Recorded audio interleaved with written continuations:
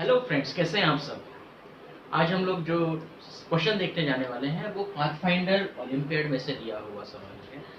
सवाल एक बार देख लेते हैं, है ना। देखिए, सिचुएशन ऐसे दी है, एक दीवार दी है आपको। इस दीवार पे दो पॉइंट्स है, ए और बी, आप उसे पेग कह लो, और एक यूनिफॉर्म रोप लटकाया हुआ है। यूनिफॉर्म रोप 13 मीटर लंबाई का है, तो यहाँ से भाई साहब यहाँ तक 13 मीटर की लंबाई है। यूनिफॉर्म रोप है मतलब उसको मास है। बी इज फ्रिक्शनलेस, तो यहाँ पर फ्रिक्शन नहीं है। ये हमने रोप यहाँ से बांध के यहाँ से लटका के बी पॉइंट से उसको छोड़ दिया। अब क्या कहा जा रहा है, इन इक्विलिब्रियम। इक्विलिब्रियम में इसका मतलब ये कि इक्विलिब्रियम है। Length of rope hanging part is 8 metre, मतलब ये जो पार्ट हैंग हो रहा है ये 8 मीटर की लंबाई का है। सवाल में पूछा हुआ है find angle which the rope makes with the wall. मतलब मान के चलिए ये रही दीवार, ये रोप ने बनाया हुआ एंगल थीटा, ये हमको कैलकुलेट करना है, ये हमें कैलकुलेट करना है, ठीक है। तो the question is what is the value of theta here, ठीक है। सवाल आसान है, जरा देख लेते हैं क्या क्या चीजें हैं, की पॉइंट्स क्या क्या है। पहला की पॉइंट है भाई साहब इक्विलिब्रियम है। दूसरा की पॉइंट है यूनिफॉर्म रोप है। अब अगर रोप यूनिफॉर्म है आपकी, तो जाहिर सी बात है अगर रोप यूनिफॉर्म है इसका मतलब उसका मास डेंसिटी या मास पर यूनिट लेंथ वो भी सेम होगा, ठीक है। दूसरी बात, इक्विलिब्रियम है मतलब नेट फोर्स उस पर 0 आया हुआ है। तो कैसे करना है, आपको की पॉइंट यहाँ पर एक इक्विलिब्रियम है, उसको सॉल्व आराम से कर सकते हैं। चलो देखते हैं कैसे। थोड़ी देर के लिए मान के चलिए कि लेंथ के हिसाब से ही मास बना हुआ है।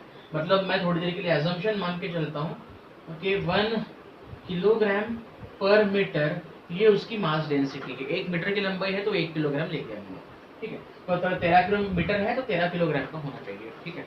अब ए बी पार्ट के लिए देखिए, ए बी इस पार्ट के लिए देखिए, क्या इक्विलिब्रियम है? हाँ इक्विलिब्रियम है। क्या नेट फोर्स 0 है? हाँ भैया ऑब्वियसली नेट फोर्स 0 है। इसका टोटल वजन कितना, क्योंकि हमें बताया गया कि ये लंबाई 8 मीटर की है और टोटल तो 13 है। इसका मतलब यहाँ से यहाँ तक की जो लेंथ है वो होनी चाहिए डेफिनेटली 5 मीटर। वजन हमारे एजम्पशन के हिसाब से 5 किलोग्राम ना, कितना बताइए, 8 मीटर तो 8 किलोग्राम का मास हुआ। mg फोर्स कितना हो जाएगा आपका 80 न्यूटन का। अच्छा, फोर्सेस कौन से इस पे एक्ट हो रहा है जरा वो भी देख लो। इस पॉइंट पे टेंशन उसको खींचेगा इधर, क्योंकि लेवल सेम है, तो ये अगर एंगल थीटा है तो ये भी एंगल थीटा होना है, तो ये भी टेंशन टी इधर होगा।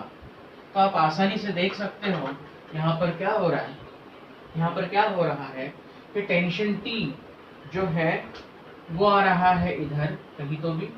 आपने इसके दो कंपोनेंट्स बना लिए। दो कंपोनेंट्स कौन से हैं, तो you can see this.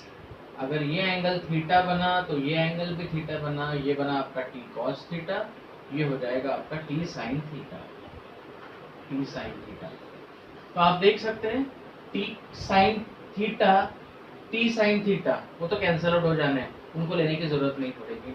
T sine theta दूसरे बी पॉइंट से टी साइन थीटा। अच्छा, यहाँ पर टी कॉस थीटा, यहाँ पर भी टी कॉस थीटा, तो मैं क्या डायरेक्ट लिख दूं, 2t cos थीटा लिख दिया। क्योंकि इक्विलिब्रियम है इसलिए मैं ये कह सकता हूँ कि definitely 2t cos theta equal to 80। तो एक हिंट हमको मिल गई कि t cos थीटा आपका आ रहा है 4t। इसको निकाल के साइड में रख दो। चलो ठीक है, अभी भी मुझे एंगल पता नहीं चला क्योंकि मेरे पास t ये वेरिएबल अभी भी बचा हुआ है।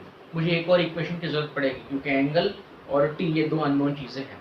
दूसरा इक्वेशन मुझे कहाँ से मिल सकता है सोचो। एक तो ये हो गया इक्विलिब्रियम वाला पार्ट, दूसरा पार्ट ये है।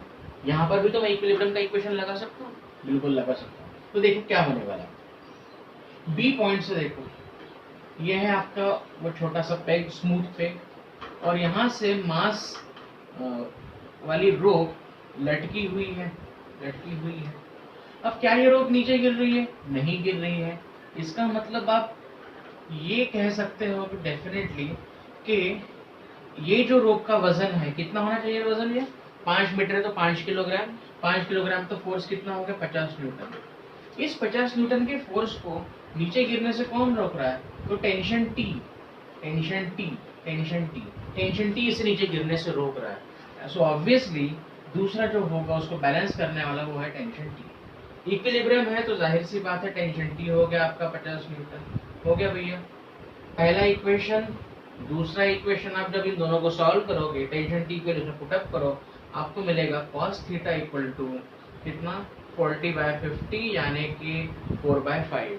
अब cos थीटा 4/5 आ रहा है, इसका मतलब एंगल क्या होना चाहिए? एंगल क्या होना चाहिए जरा सोचिए कि ये रहा एंगल, ये रहा थीटा, ये रहा 4, ये रहा 5, ये रहा 3। ये किस केस में पॉसिबल होता है? Standard equation theta equal to 37 degree के लिए। तो आपका आंसर आ गया थीटा इक्वल टू 37 डिग्री। ठीक है, so this was the question asked in Pathfinder Olympiad. That's it for today.